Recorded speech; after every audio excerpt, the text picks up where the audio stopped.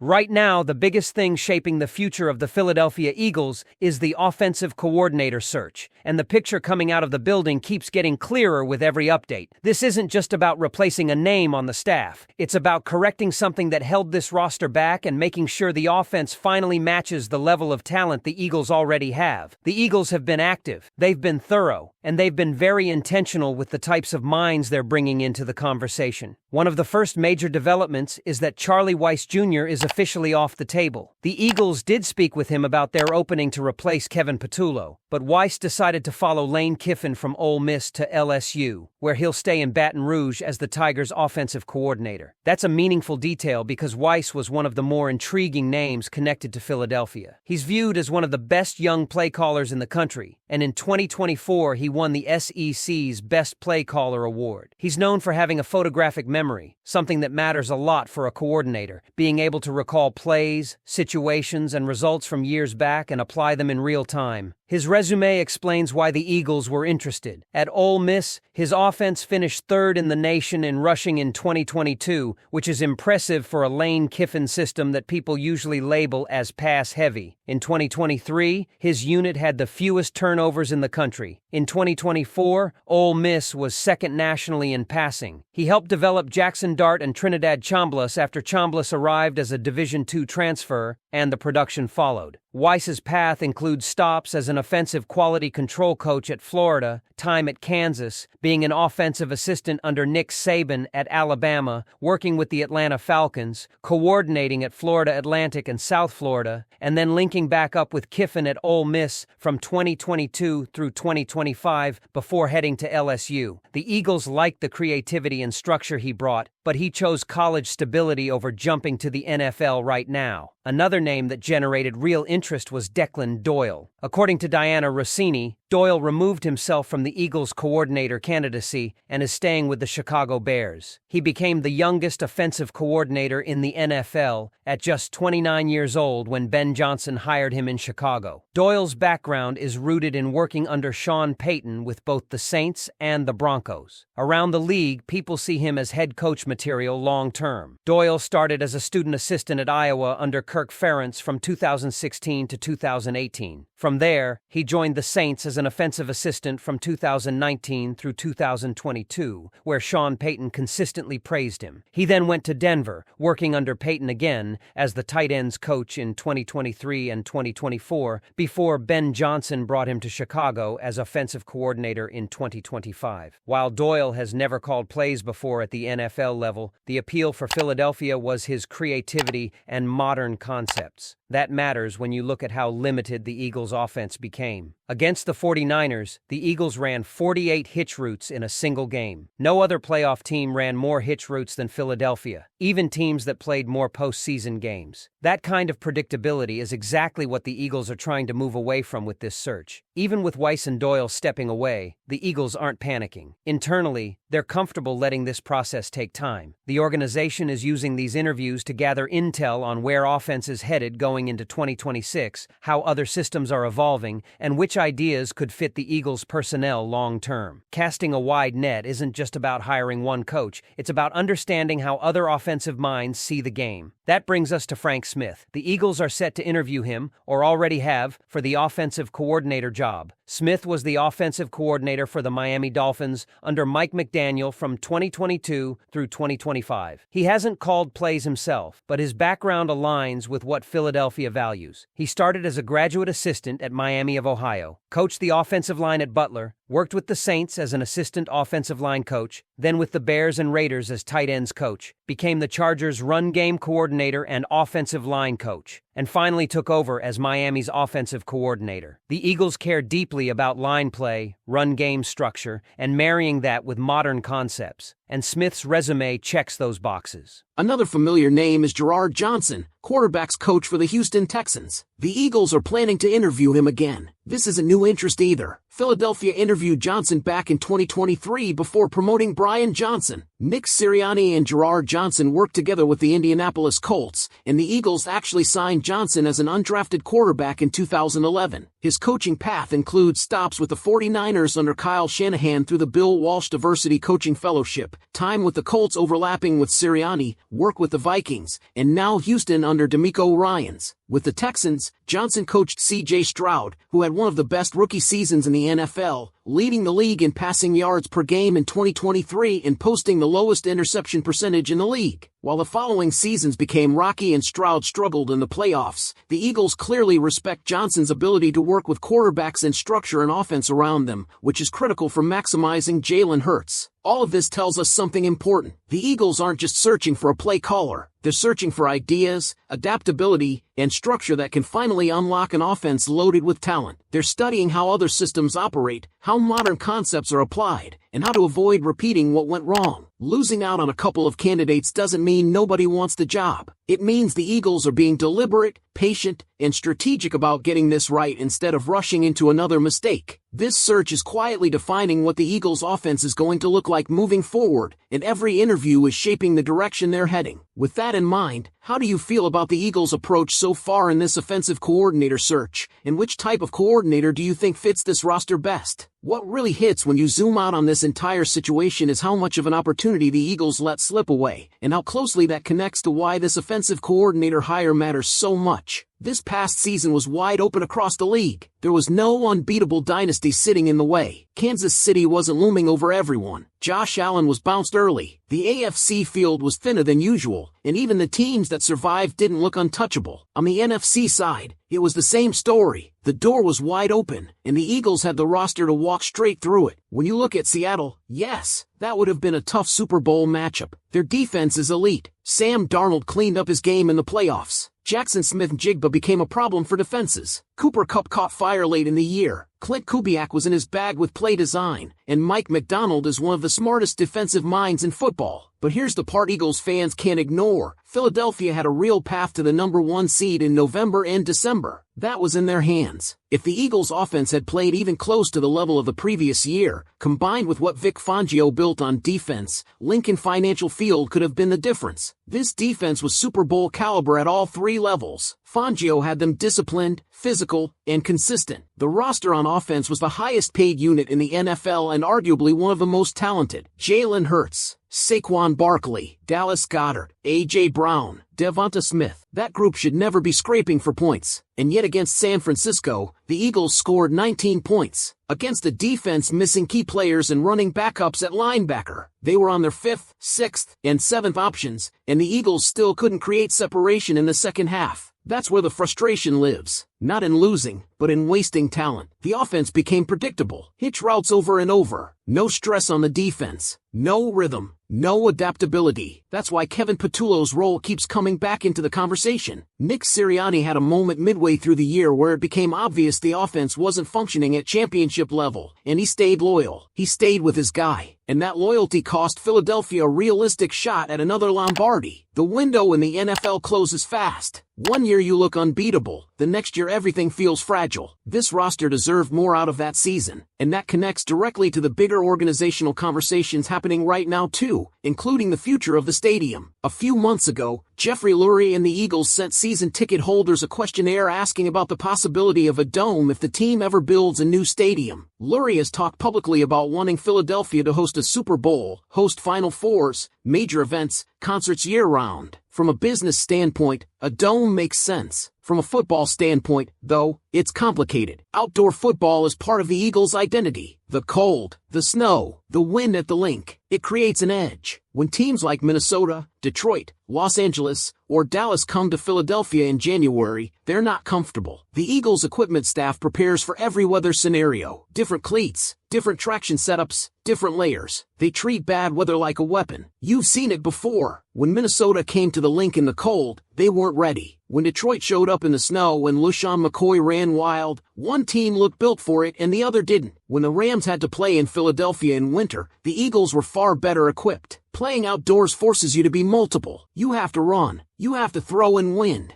You have to play defense. You have to be tough. That toughness travels. A retractable roof sounds nice, but even that comes with control from the league. If the temperature drops too low, the NFL can dictate when the roof closes. Suddenly, you lose the elements that make Philly special, and that matters when you're trying to build a true home field advantage. Cold weather football isn't just aesthetic, it's strategic. The Eagles have always thrived when the link feels uncomfortable for visiting teams. You want quarterbacks who grew up in domes to deal with freezing air. You want timing routes disrupted by wind. You want visiting offenses thinking about footing instead of progressions. That's real football advantage, not nostalgia. All of this circles back to the same core truth. The Eagles are at a crossroads. The roster is loaded. The defense is championship quality. The environment is already intimidating. The only thing missing has been offensive clarity and leadership. That's why this coordinator search isn't noise. It's the hinge that determines whether the Eagles maximize this window or watch it slowly close. They're not just hiring a play caller. They're trying to fix predictability, restore creativity, protect Jalen Hurts, unlock Saquon Barkley, and make defenses actually fear lining up against Philadelphia again. Every interview, every background, every concept they're studying is about making sure what happened last season doesn't repeat itself. Because when you look back at this year, the most painful part isn't losing. It's knowing the Eagles had the pieces to go further, and the system never fully let them. Now it's on the organization to get this right, and on the fans to hold them accountable when they don't. And before you completely move on from this season, there's another layer that quietly adds to that feeling of what could have been, and it shows up when you look at the Super Bowl connections tied back to Philadelphia. Sometimes the league has a way of reminding you how small the margins really are. One of those connections is wide receiver Mac Hollins with the New England Patriots. Eagles fans remember him well, not just for what he did on the field, but for how he carried himself. The guy was famous in Philadelphia for riding his bike to the facility and walking barefoot in all kinds of weather. That wasn't a gimmick, that was his mindset. Holistic, disciplined, different. Hollins was part of the Eagles' Super Bowl 52 team that beat the Patriots back in 2017, and now years later, he's on the other side, wearing New England colors with a chance to win another ring. Same player, different chapter, and another reminder of how fast situations change in this league. Then there's Milton Williams. He was on the Eagles team last year that dominated Kansas City and lifted the Lombardi. Now he's with New England and staring at the possibility of winning a second championship with a different franchise. It's the reverse of what Chris Long once did. Long won with New England, then came to Philadelphia and won again. Milton Williams won in Philadelphia, went to New England, and now has a chance to do it again. Those stories always sting a little when you're watching from home, because they underline how close the Eagles still are to that stage. That's what makes the frustration sharper. The Eagles weren't miles away from another Super Bowl run. They weren't rebuilding. They weren't overmatched. They were under-optimized. The defense was ready. The roster was ready. The city was ready. What wasn't ready was the offensive structure and the week-to-week adaptability. You look at how other teams stress defenses in January. Motion,